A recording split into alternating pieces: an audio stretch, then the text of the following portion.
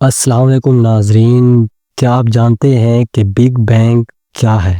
فلکی طبیعیات کے ماہرین ابتدائے کائنات کی وضاحت ایک ایسے مظہر کے ذریعے کرتے ہیں جسے وسیع طور پر قبول کیا جاتا ہے اور جس کا جانا پہچانا نام بگ بینگ یعنی عظیم دھماکہ ہے۔ بگ بینگ کے ثبوت میں گزشتہ کئی عشروں کے دوران مشاہدات اور تجربات کے ذریعے ماہرین فلکیات و فلکی طبیعیات کی جمع کردہ معلومات موجود ہیں۔ بگ بینگ کے مطابق ابتدا میں یہ ساری کائنات ایک بڑی کمیت کی شکل میں تھی جسے پرائمری نیبولا بھی کہتے ہیں۔ پھر ایک عظیم دھماکہ یعنی بگ بینگ ہوا جس کا نتیجہ کہکشاؤں کی شکل میں ظاہر ہوا۔ پھر یہ کہکشائیں تقسیم ہو کر ستاروں، سیاروں، سورج، چاند وغیرہ کی صورت میں آئیں۔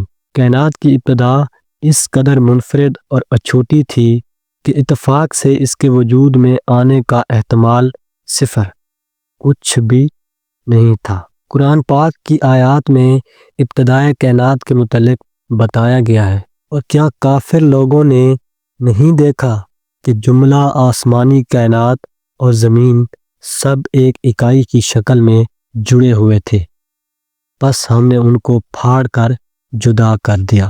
اس قرآنی آیت اور بگ بینگ کے درمیان حیرت انگیز مماثلت سے انکار ممکن ہی نہیں۔ یہ ممکن ہے کہ ایک کتاب جو آج سے 1400 سال پہلے عرب کے ریگستانوں میں ظاہر ہوئی، وہ اپنے اندر ایسی غیر معمولی سائنسی حقیقت لیے ہوئے ہے۔ سن 1925 میں امریکی ماہر طبیعیات ایڈون ہبل نے اس امر کا مشاہداتی ثبوت فراہم کیا کہ تمام کہکشائیں ایک دوسرے سے دور ہٹ رہی ہیں، جس کا مطلب ہے کہ کائنات پھیل رہی ہے۔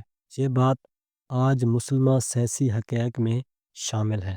ملاحظہ فرمائیے کہ قرآن پاک میں کائنات کی فطرت اور خاصیت کے حوالے سے قرآن کریم کی آیت میں ارشاد ہوتا ہے، اور آسمانی کائنات کو ہم نے بڑی قوت کے ذریعہ سے بنایا، اور یقیناً ہم اس کائنات کو وسعت اور پھیلاؤ دیتے جا رہے ہیں۔ عربی لفظ موسون کا صحیح ترجمہ ہم وسعت اور پھیلاؤ دیتے جا رہے ہیں بنتا ہے، اور یہ ایک ایسی کائنات کی طرف اشارہ کرتا ہے جس کی وسعتیں مسلسل پھیلتی جا رہی ہوں۔ عصر حاضر کا مشہور ترین فلکی طبیعیات دان اسٹیفن ہاکنگ اپنی تصنیف a brief history of time میں لکھتا ہے کہ کائنات پھیل رہی ہے۔ 20ویں صدی میں عظیم عالمی و فکری انقلابات میں سے ایک غور فرمائیے کہ قرآن پاک کے کائنات کے پھیلنے کو اس وقت بیان فرما دیا ہے جب انسان نے دوربین ایجاد نہیں کی تھی۔ اس کے باوجود متشکک ذہن رکھنے والے بعض لوگ یہ کہہ سکتے ہیں کہ قرآن پاک میں فلکیاتی حقائق کا موجود ہونا کوئی حیرت انگیز بات نہیں، کیونکہ عرب اس علم میں بہت ماہر تھے۔ فلکیات میں عربوں کی مہارت کی حد تک ان کا خیال درست ہے، لیکن اس نقطے کا ادراک کرنے میں وہ ناکام ہو چکے ہیں کہ فلکیات میں عربوں کے عروج سے بھی صدیوں پہلے ہی قرآن پاک کا نزول ہو چکا ہے، اور اپنے رب کی کون کون سی نعمتوں کو جھٹلاؤ گے۔